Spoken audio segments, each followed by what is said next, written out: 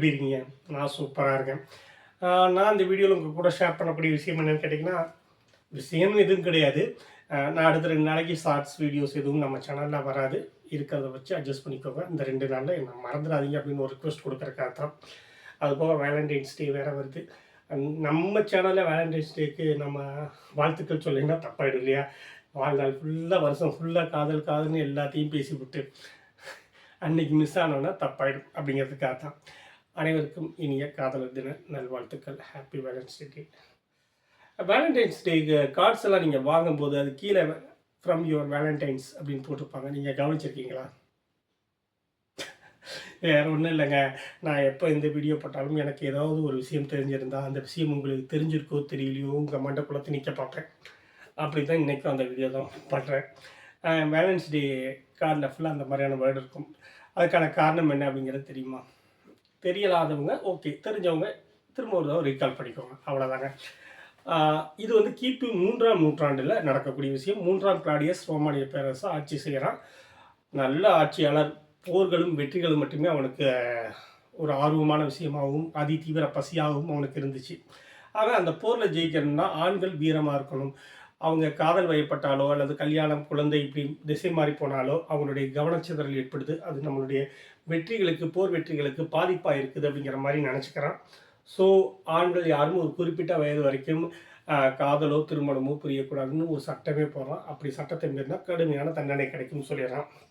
அதே ஊரில் ஒரு வேலண்டைன் அப்படின்னு சொல்லி ஒரு பாதிரியார், அவர் இதுக்கு அப்படியே ஆப்போசிட். காதல் அப்படிங்கிறது இயற்கையான ஒரு விஷயம். இனப்பெருக்கம் அப்படிங்கிறது பிரபஞ்சத்தின் அடிப்படை விதி. இந்த ரெண்டையுமே உடைச்சிட்டு அது இயற்கைக்கு எதிராகவும் பிரபஞ்சத்துக்கு எதிராகவும் நம்ம ராஜா ஒன்று பண்ணிகிட்டு இருக்காரு. சரி, ராஜா பண்ணுறாருன்னு பேசாமல் விடாமல் அவர் ராஜாவுக்கு தெரியாமல் யாரெல்லாம் லவ் பண்ணுறாங்களோ அவங்க அத்தனை பேர்த்துக்கு கல்யாணம் பண்ணி வச்சுட்டு இருக்காரு. எவ்வளோ நாளைக்கு கல்யாணம் பண்ணி வைக்க முடியும்? ஒரு நாள் ராஜாட்ட மாட்டியாச்சு, தூக்கி ஜெயிலில் போட்டாச்சு. ஜெயிலில் போட்டதோடு இல்லாமல் ராஜாவே ஸ்ட்ரெயிட்டாக வந்து, இல்லைப்பா உனக்கு ஜெயில் தண்டனை மட்டும் கிடையாது, நீ ஏகப்பட்ட பேருக்கு கல்யாணம் பண்ணி வச்சுருக்க. ஸோ உனக்கு தூக்கு தண்டனை கன்ஃபார்மாக ஒரு குறிப்பிட்ட நாள் மட்டும் குறிச்சிட்டு உனக்கு சொல்கிறேன், உனக்கு தூக்கு தண்டனை கன்ஃபார்ம் அப்படின்னு சொல்லிட்டு போயிடுறாரு. இதுக்கப்புறம் யாராவது இருந்தாலும் எப்படி இருப்பாங்க? பயந்துருப்பாங்க, அழுதுருப்பாங்க, இல்லைன்னா மன்னிப்பு கேட்டிருப்பாங்க, ஏதாவது ஒரு வகையில் பேசி தண்டனையிலிருந்து தப்பிச்சிருக்கலாம். தலைவர் அப்படி கிடையாது. இது வரைக்கும் அடுத்தவங்களை எல்லாத்துக்கும் லவ் சேர்த்து வச்சுருந்தாரு. ஜெயிலுக்கு போனோடனே தானே லவ் பண்ண ஆரம்பிச்சிட்டாரு. ஜெயிலரோட பொண்ணு அஸ்டோரியஸ்ன்னு சொல்லி ஒரு பொண்ணு. அந்த பொண்ணை சின்சியராக சீரியஸாக லவ் பண்ண ஆரம்பிச்சிட்டாரு. பயங்கர சீரியஸ் தான். சாக போகிறவங்கிறது தெரியும், அந்த பொண்ணுக்கும் தெரியும். அந்த பொண்ணும் சேர்ந்து பதிலுக்கு லவ் பண்ணிடுச்சு. டெய்லியும் மாற்றி மாற்றி லெட்டர் அனுப்பிக்கிறது தான். அப்படி ஒரு நாள் அனுப்புகிறாரு. கிபி 270 ஆண்டு அப்படி தான் அவங்க குறிப்பிட்றாங்க. அன்றைக்கி எழுதிட்டு லெட்டர் ஃபுல்லாக எழுதிட்டு இந்த மாதிரி அம்மானே தேனி எல்லாத்தையும் போட்டு எழுதிட்டு கீழே எனக்கு மரணம்ங்கிறது உறுதியாயிடுச்சு அப்படி இப்படின்ட்டு அந்த பொண்ணுக்கு ஆறுதல் கூறி தேர்தல் கூறி அடுத்த ஜென்மத்தில் சந்திப்போம் என்னென்னமோ எழுதிட்டு கீழே ஃப்ரம் யுவர் வேலண்டைன் அப்படின்னு எழுதிடுறாரு. அன்னைக்கு பிப்ரவரி 14 அன்னைக்கு அவரை தூக்கில் போட்டாங்க. அவர் எழுதிய கடைசி கடிதம் அவரை தூக்கில் போட்டப்பட்ட நாள். அதைத்தான் நம்ம இன்றைக்கி வரைக்கும் வேலண்டைன்ஸ் டே கொண்டாடிட்டு இருக்கோம்.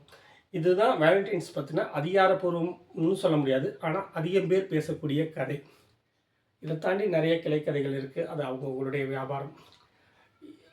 வருடம் ஃபுல்லாகவே காதலர் தினம் தானே, இன்றைக்கி மட்டும் எதுக்கு கொண்டாடணும்லாம் யோசிக்க வேண்டாம். எப்போவுமே ஸ்பெஷலாக ஒரு நாள் இருந்துச்சுன்னா அது இன்னமும் நல்லாயிருக்கும். என்றைக்குமே அம்மாவை நம்ம கொண்டாடத்தான் செய்கிறோம், ஆனால் மதர்ஸ் டேவை இன்னமும் பெருசாக நினைப்போம். அந்த மாதிரி காதலர் தினம் கொண்டாடுறதுல எந்த தப்பும் இல்லை அப்படின்னு தான் நான் நினைக்கிறேன். காதலிப்பவர்களுக்கும் காதலுக்காய் காத்திருப்பவர்களுக்கும் அத்தனை பேர்த்துக்கும் எனது மனமார்ந்த காதலர் தின நல்வாழ்த்துக்கள். நன்றிங்க. இன்னொரு வீடியோவில் கண்டிப்பாக சந்திப்போம்.